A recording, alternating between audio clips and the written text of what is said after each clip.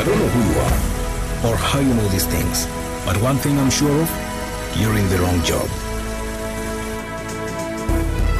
Here, call me tomorrow at 9 o'clock in the morning. I'd like to hear more from you. Are you ready for your big break? The East African, understanding the region.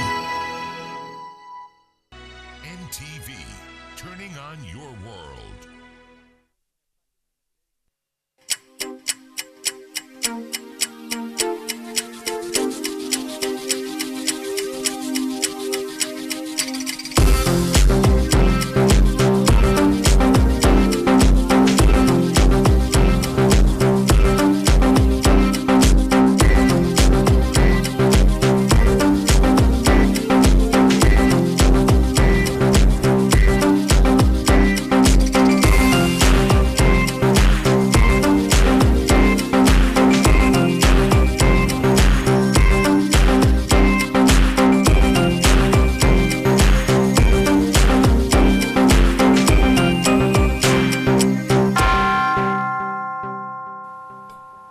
And good afternoon to Ntv at One. My name is Malcolm Sime. Let's have a look at the headlines first.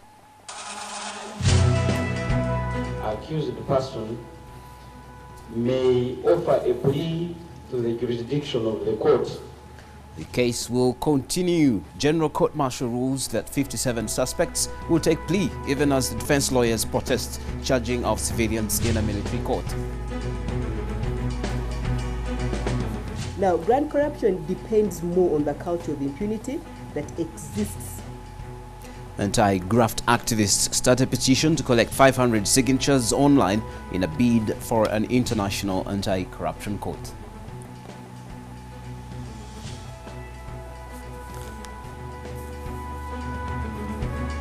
I don't think all the information's in on whether this drug is helpful.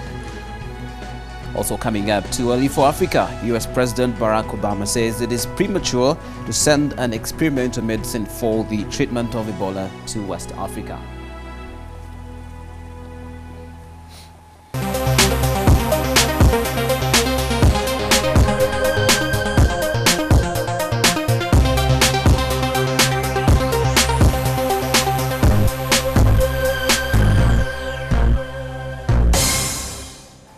Once again, welcome to Ntv at One. My name is Malcolm Sime. The General Court Martial sitting in Kasese has dismissed the application of the defense lawyers of suspects who were implicated in the RWENZORI region tribal clashes in July. The defense team had asked for the intervention of the Constitutional Court on whether the General Court Martial has jurisdiction to try the accused persons who are all civilians.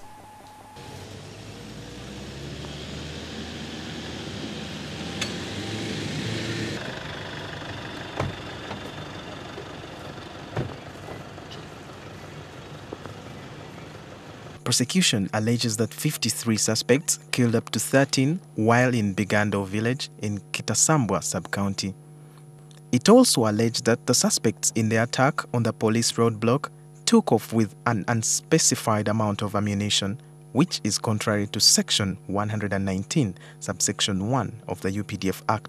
The principal suspect, one Corporal Robinson Bwambale, who is also alleged to have been aided by 56 others, was not present in court. The prosecution submitted that it was not necessary for Bwambale to be present in court. The chairperson of the General Court Martial, Major General Levi Karuhanga, ruled that it will continue taking the suspects' pleas as they wait for the intervention of the Constitutional Court. The charge sheet does not disclose what each of the accused persons did to aid the alleged crimes by Corporal Robinson Bwambale.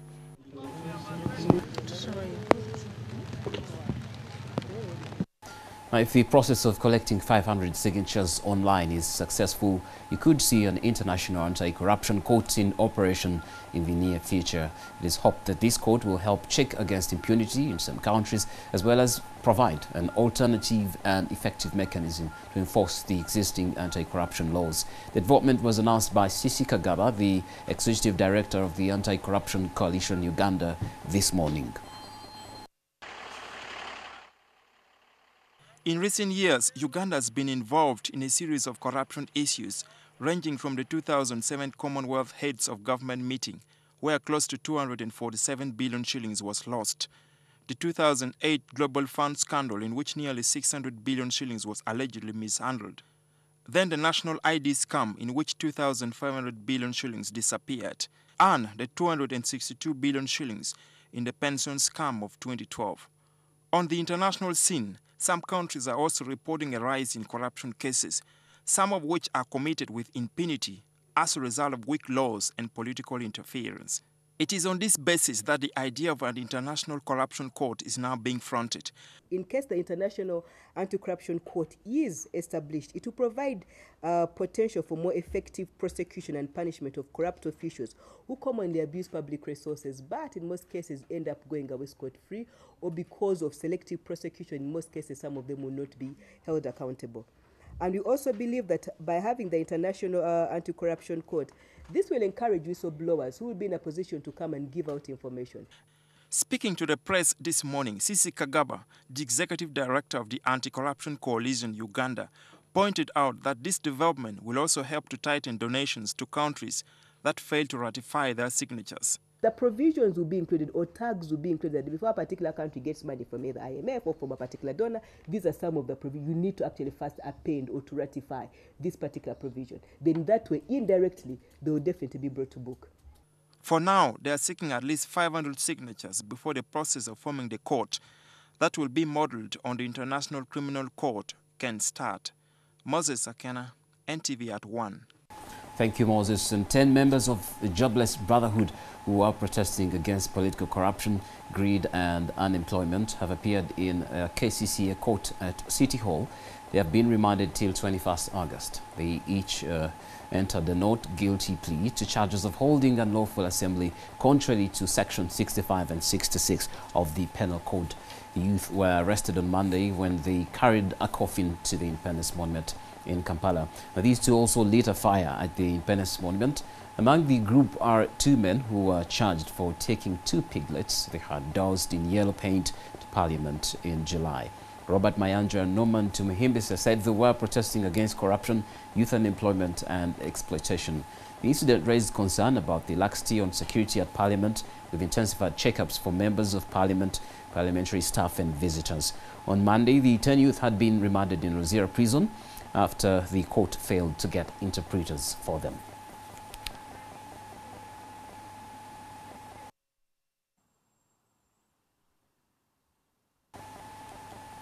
The partnership between Korea and Uganda has trickled into the education sector through Makerere University's program, which has been dubbed the Korean Corner. The partnership is in tandem with Makerere University's plan to promote and encourage the use of and acquisition of foreign languages by its students as part of the curriculum. Basically, a classroom with some touch of culture. We've acquired a very precious space inside the library. And we have a Korean language teacher already. She's working here for 2 years. It's Professor Chung Hye-ja, and she's been using other classroom. But we thought it would be good if you have a permanent classroom tailored to Korean culture and Korean educational information. Korea, as you know, is a country which is more developed than Uganda. And Makerere, being a premier university, a training institution, would want to partner with people who can add value to our system. So, and as you know, the East, particularly the Tigers, now are the way to go. So when we want we are training for Ugandan and international labor markets, and the trade now is moving east, we think that this is a very, very, very big milestone when we begin to get into areas of better communication, because this is a language. People are studying Chinese, they are studying Korean, they are studying Russian, so that then we are able to move there east and communicate with our partners. Watching Ntv at One, we're going to take a short break. We'll come back with many more stories coming up this afternoon.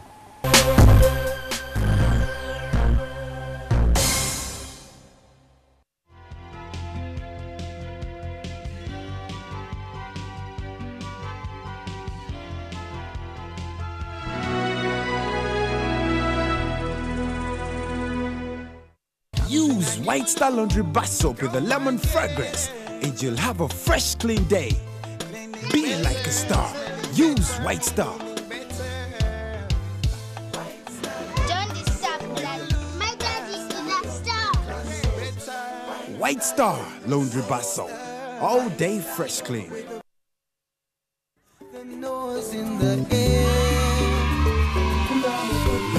Hakuna Matata. Everybody rise up, get up, stand up. Happy people dance to the beat. Let us celebrate. Uganda, celebrate. Reham Cola. Taste it. Believe it. We all have those beautiful, unforgettable moments that are the highlights of our lives.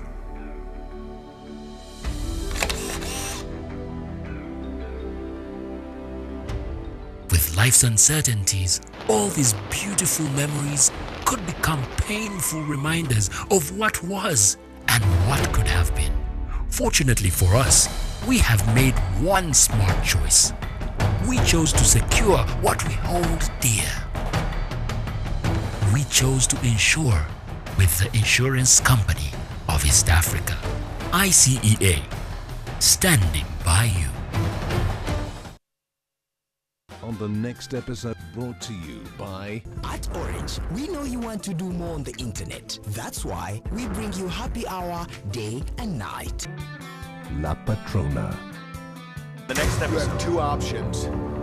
Give it to me the easy way or the hard way. I'm the director of this hospital. Down the needle. You miss me, witch? This is for you to know that you are nothing compared to me. Alejandro, sweetheart. What is it? I'm sorry, but it was all a trap. Don't move.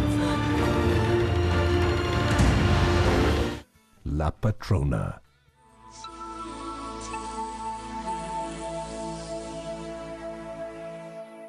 You can download movies at the lowest prices and never fast from Orange. Dial *133# to buy a data bundle. Happy hour changes with Orange. Today changes with Orange.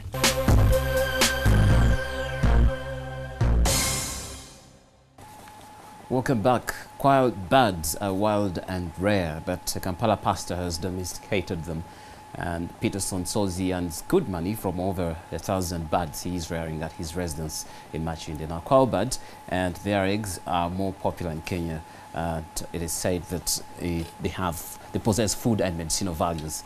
And there are claims that eating the eggs not only boosts the body immunity but also cures various diseases. Ntv Studio Biarahanga tells Sozi's story of rearing quail birds in this episode of our feature On the Farm.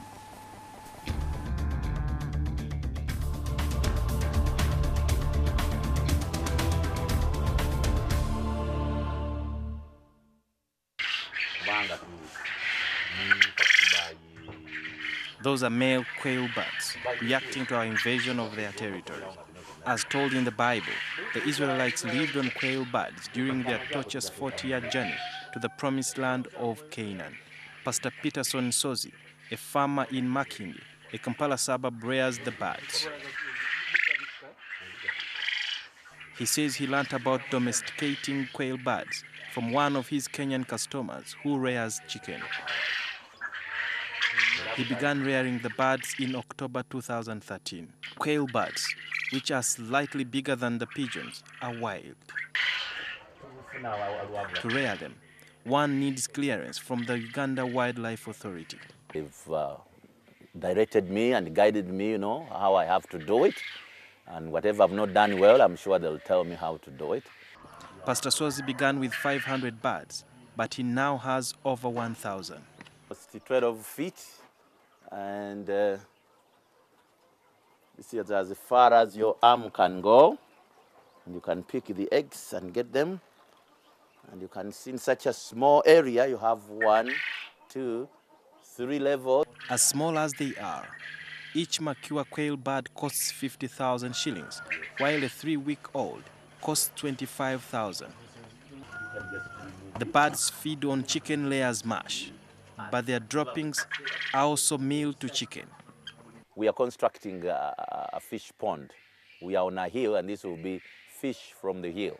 So I'll be just taking that those droppings to the fish, and they're very, very nutritive. Quail birds take at least 2 months to mature and can lay over 280 eggs in a year.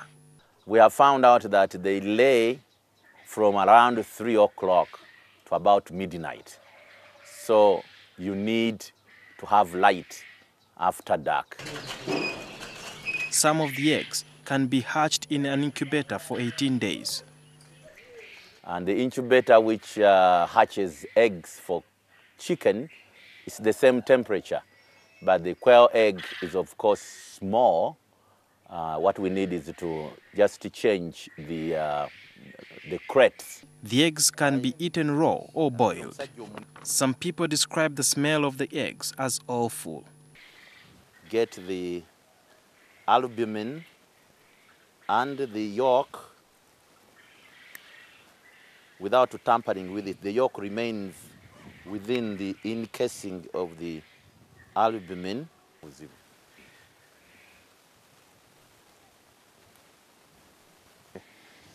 Eating raw eggs without concocting the taste and smell has always been my greatest challenge in my life. But after the Musumba or pastor taking some of them, I've gathered some strength and courage to try out.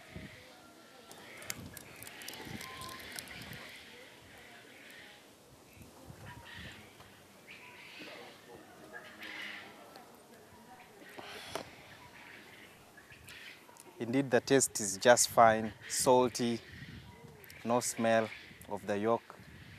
And the following are some of the nutrients and the vitamins I'm supposed to be getting from the eggs that I've eaten. They have vitamin A, vitamin B2, vitamin B12, vitamin B6, vitamin B1, vitamin C, vitamin D, vitamin E. For the aging people, as they are losing their brain, if you eat quail eggs, your neurons and your brain is renewed, so you don't have to forget. A few years ago, there was a mad dash for quail eggs in Kenya in the belief that they had medicinal value and also worked as a source of luck. These eggs give sexual potency for men and women, and we have unique testimonies about that. The price of the eggs shot through the roof, but shortly after, it dipped after demand went down.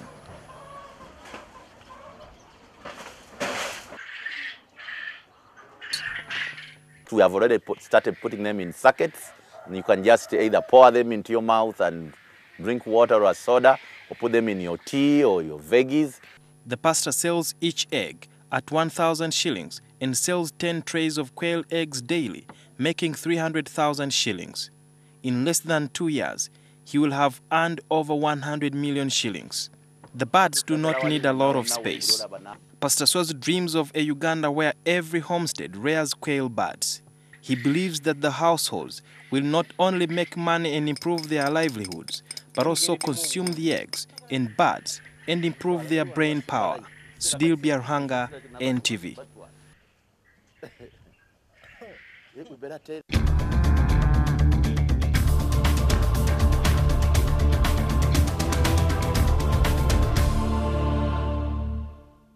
Thank you, Sudil Biarhanga. That's a strange but true scenario there with the quiet birds. Let's have a look at international news. Barack Obama said it is premature to send an experimental medicine for treatment of Ebola to West Africa, as Liberia declared a state of emergency amid an outbreak that shows no signs of slowing.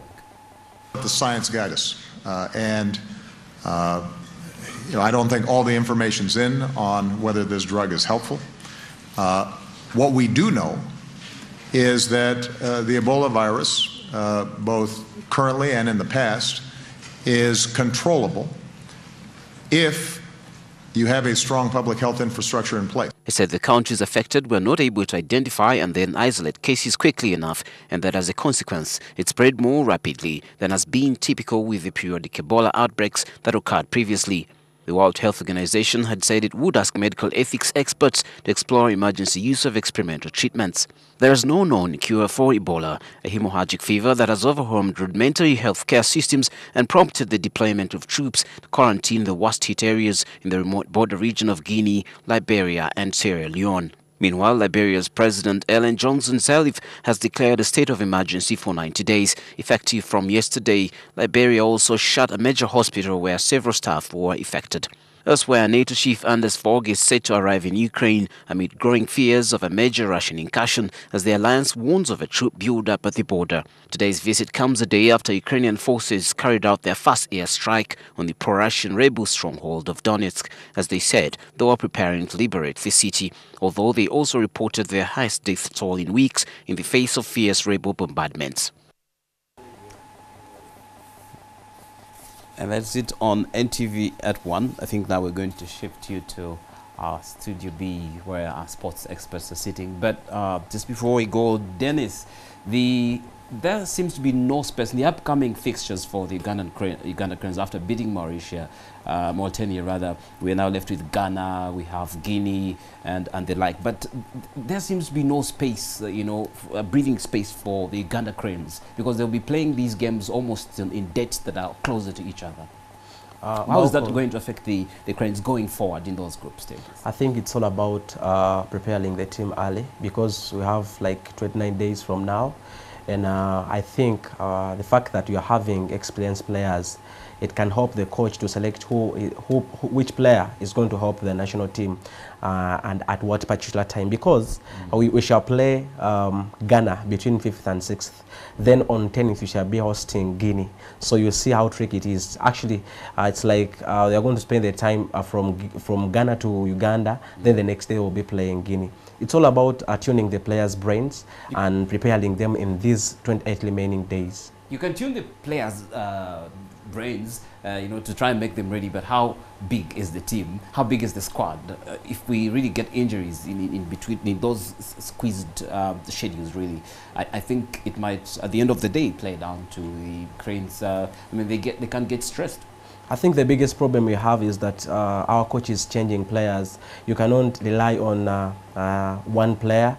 Me, I'm a person who do believe in experienced players. Now, by the time we played Mauritania here and won it 2-0, I think we lacked the experience of Tony Maweje. But when we have that consistency and believe in the players that we have, we can win the games, Malcolm. We can win the games. And those games, that's Ghana, Guinea and Togo? Yes. Exactly. Very experienced squads as well. Let's pray for the Uganda Cranes and, of course, for better results. That's it on NTV at 1. But now, for the details, fixtures, updates, and whatever you need to know in the world of sports, the experts, Daka, that is Alan Darin, Dennis, and Dev Drumansi will be coming up on Muri.